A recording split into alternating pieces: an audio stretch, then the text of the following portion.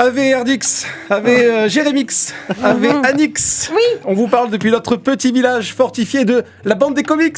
Dans la province de Radio Activia. Annie, enfin vous noterez que je n'ai pas mis vos prénoms à la romaine, parce que sinon pour Annie, ça aurait pas fait. posé problème. Ça se finit en us, du coup. Voilà, donc je me suis dit non, on va pas le faire. À l'occasion de cette émission spéciale Année de la mer, je vous ramène dans votre prime jeunesse et on va parler brièvement de la grande traversée d'Astérix et Obélix. C'est la cata dans le village et il n'y a plus de poissons frais. Y en a-t-il déjà eu? Or, Panoramix en a besoin pour la potion magique. Astérix et Obélix partent donc à la pêche. Et là, ça commence. Le mauvais temps, les grosses vagues, la pluie, le froid, la grêle. Et ils s'aperçoivent qu'ils sont à peine à Noirmoutier.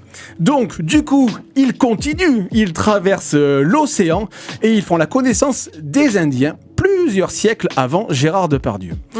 Quel plaisir de se replonger dans les histoires de nos chers Gaulois. Le duo Goscinny-Uderzo, en 48 pages, t'avais une problématique, un voyage, une prise de tête entre les deux héros, une vanne sur le surpoids, des baffes, et on rentre à la maison, se taper un bon gueuleton avec de la barbaque et de la binouse. Et si le bard y met du DJ Snake, il se prend une toriole en travers de la tronche.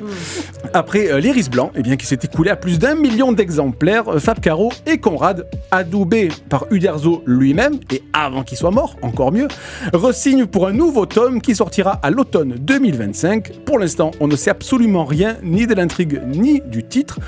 Mais moi, tant que Guillaume Canet fait pas un film ensuite, moi, ça me va. Ça me va. Avec Fab Caro au scénario, on a enfin retrouvé l'âme de nos, ouvrez les guillemets, chers Gaulois réfractaires, comme l'a dit un petit monsieur qui ne sera plus grand-chose dans 2 ans. Allez, patience, c'est bientôt fini.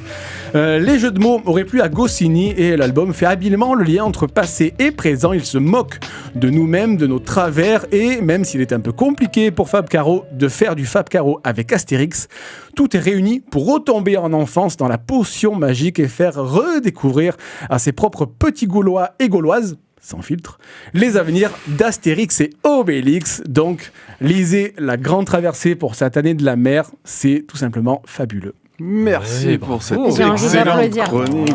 Bravo. Non, celle-là, on l'encadrera. Ah oui, carrément. Ouais, ça me touche. On l'encadrera.